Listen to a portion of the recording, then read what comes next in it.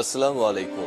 সবাইকে স্বাগত জানাচ্ছি। আমি নাসরুল ইসলাম তন্ময়। শুরুতে বিআরবি কেবল সংবাদ শিরোনাম জানিয়ে দেব এই মুহূর্তে হাতে পাওয়া সর্বশেষ গুরুত্বপূর্ণ আপডেট বাংলা সংবাদ। শুরুতেই থাকছে খালেদা জিয়ার মুক্তি না হলে আন্দোলন ভয়াবহ রূপ নেবে। বিএনপির স্থায়ী কমিটির সদস্য সেলিমা রহমান দেশবাসীর উদ্দেশ্যে বলেছেন, আপনারা যেভাবে এই সরকারের নির্বাচন বর্জন করেছেন, তেমনি খালেদা জিয়ার মুক্তির জন্য আমাদের সঙ্গে রাস্তায় নেমে আসুন। আমাদের নেত্রীর মুক্তির লড়াই শুরু হয়ে গেছে। এবারে জানাবো নেতৃত্বে যোগ্যদের খোঁজে বিএনপির হাইকমান্ড। ১৯ দিন ধরে নেতৃত্ব শূন্য ঢাকা মহানগর উত্তর ও দক্ষিণ বিএনপি ৪ গুরুত্বপূর্ণ সাংগঠনিক শাখা। দলটির কেন্দ্রীয় কমিটিতে বড় রদবদলে কিছু বিতর্ক ওঠায় সময় নিয়ে কমিটি দিতে চায় বিএনপির হাইকমান্ড। জানাবো দুর্নীতি বিরোধী অভিযান নিয়ে যা ভাবছে ক্ষমতাসীন আওয়ামী লীগ। নতুন করে ৬ মাস পূর্ণ হচ্ছে আগামী ১১ জুলাই। এর মধ্যে সাবেক এবং বর্তমান বেশ কয়েকজন সরকারি কর্মকর্তার দুর্নীতির খবর সামনে এসেছে। আর এই দুর্নীতির খবর সামনে আসায় প্রধানমন্ত্রী হুঁশিয়ারি দিয়েছেন, দুর্নীতি বিরোধী জিরো টলারেন্স ঘোষণা করেছেন। আর এতেই কিছু দুর্নীতিবাজ নেতাদের ঘুম হারাম হয়ে গেছে। অনেকেই বেগমপাড়ায় বাড়ি গড়েছেন অঢেল সম্পত্তি। তারা সবাই এখন ধরা খাবে এমন আশঙ্কায় দিন পার করছেন। প্রিয় দর্শক, এ বিষয়ে থাকছে একটি বিস্তারিত আলোচনা, সঙ্গেই থাকুন। এদিকে মেয়ের পরকীয়ার জেরে খুন সাবেক এমপির স্ত্রী, ১৩ বছর পর রহস্যের উন্মোচন। জানিয়ে দেব হযরত শাহজালাল আন্তর্জাতিক বিমানবন্দর থেকে ৪.৫ কোটি টাকা মূল্যের ৩৮টি সোনার বার জব্দ করা হয়েছে। এবং সর্বশেষ জানাবো আন্তর্জাতিক সংবাদ। যে শর্তে ইসরায়েলে হামলা বন্ধের ঘোষণা দিল হিজবুল্লাহ।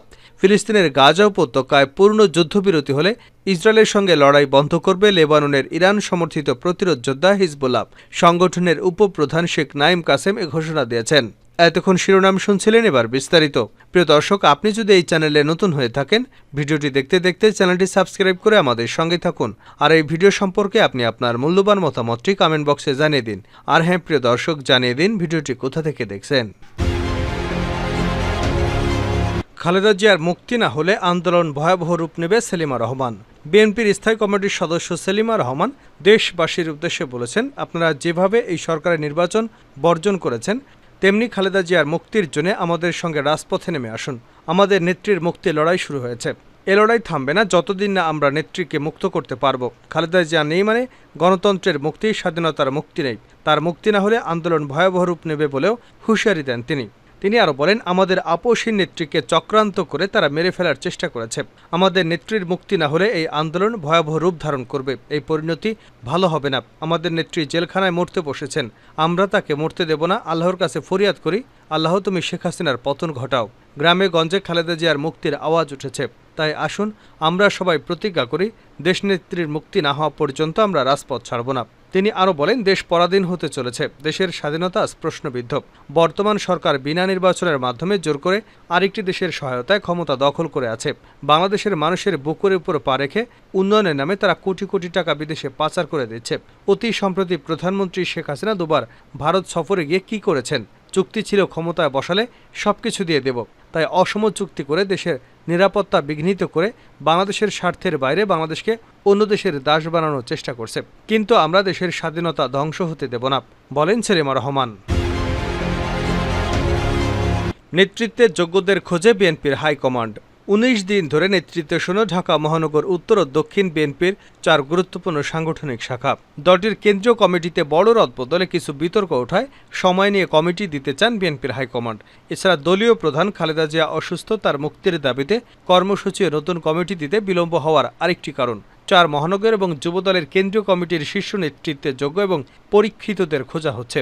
শীর্ষ পদ পেতে বসেন এই পদপ্রত্যাশীরাও। তারাও নানাভাবে লবিং করছেন। তবে মহানগরগুলোতে নতুন কমিটিতে সাবেক ছাত্রনেতারা বেশি প্রাধান্য পেতে পারেন। বিএনপি নীতি নির্ধারণী পর্যায়ের একাধিক নেতা এমন ইঙ্গিত দিয়েছেন। এক্ষেত্রে ক্লিন ইমেজ, সাংগঠনিক দক্ষতাকে বেশি গুরুত্ব দেওয়া হচ্ছে বলেও জানিয়েছেন তারা।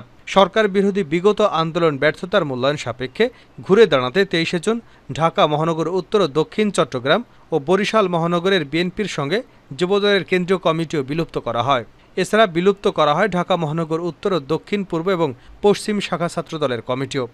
বিএনপির দায়িত্বশীল একাধিক নেতা জানান, অনেকের ধারণা ছিল বিলুপ্তির 2-3 দিনের মধ্যেই ঢাকাসহ 4 মহানগর এবং যুব দলের নতুন কমিটি দেওয়া হবে। কিন্তু ঈদুল আজহার ঠিক 2 দিন আগেই দলটির কেন্দ্রীয় কমিটিতে বড় রদবদলে বেশ কয়েকজনের অবমূল্যায়ন এবং কয়েকজনকে অতিমূল্যায়নের অভিযোগ ওঠে। এ নিয়ে তৃণমূলেও নেতিবাচক প্রভাব পড়েছে। এজন্য কমিটি গঠনে বিলম্ব হচ্ছে, কারণ ভারপ্রাপ্ত চেয়ারম্যান তারেক রহমান আগামী দিনে কমিটি গঠিত বা রদবদলের আর কোনো বিতর্ক চান না। যারা আন্দোলনে রাজপথে ছিলেন, ত্যাগী এবং নির্যাতিত, তাদের হাতে নেতৃত্ব দিতে চান।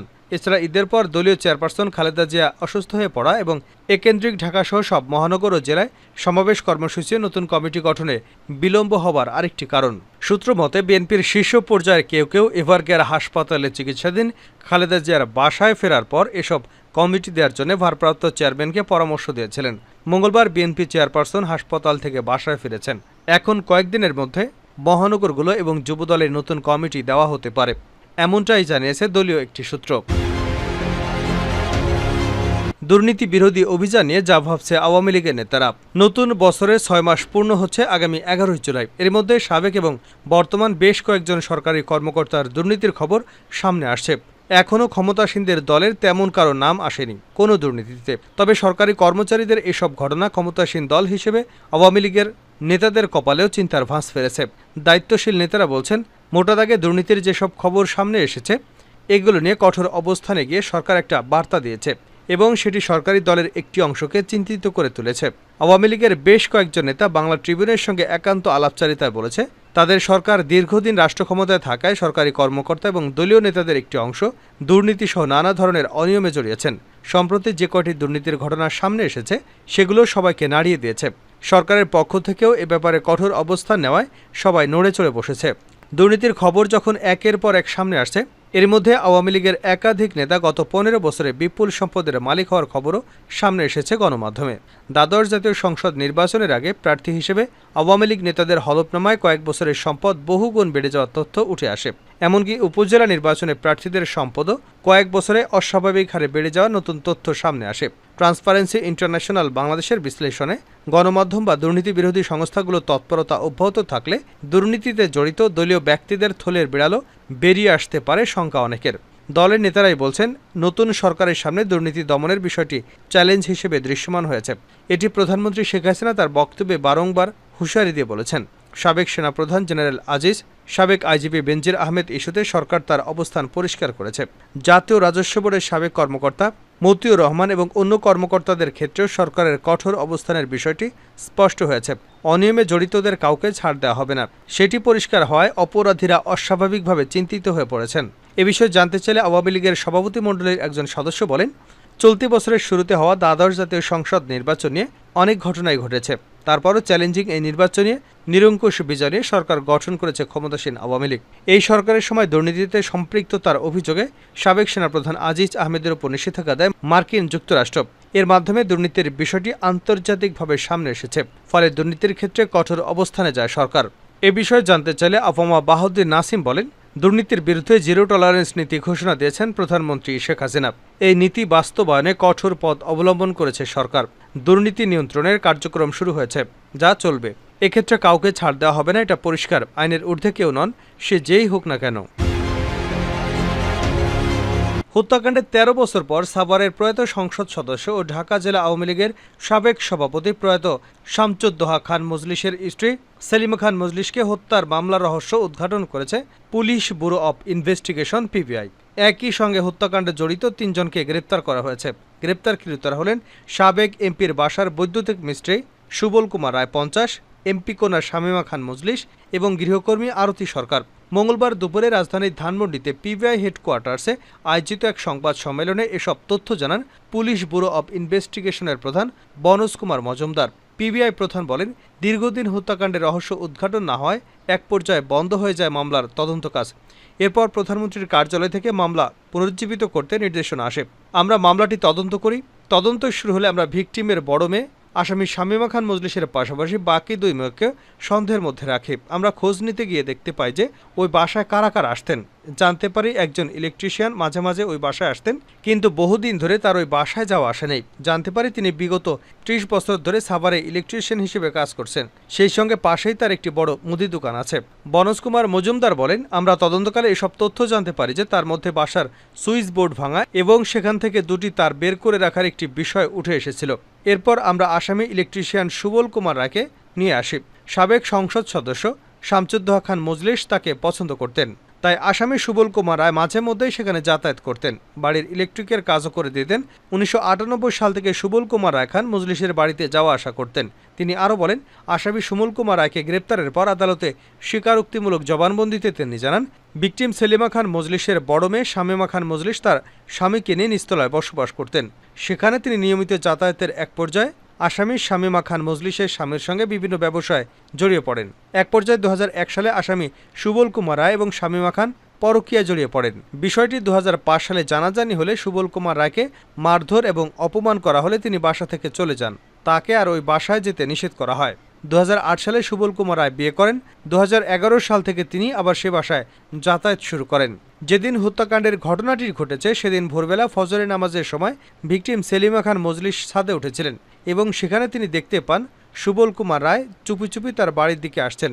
সুবলকে দেখে তিনি চিৎকার করতে করতে নিচে নামছিলেন।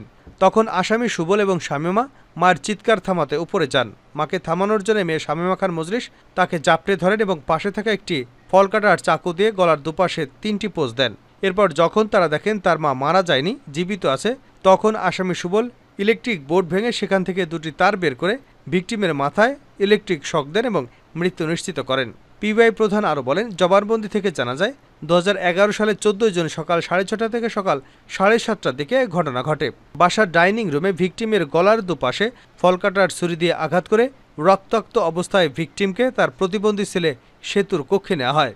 সেখানে খাটের চাদরের উপর একটি পুরাতন পত্রিকা বিছে ভিকটিমের মাথার কাছে দুটি বালিশ দিয়ে চাপা দিয়ে এবং ঘাড়ের নিচে তাকে তোশক দিয়ে শুয়ে রেখে ঘটনাস্থল ত্যাগ করেন আসামিরা।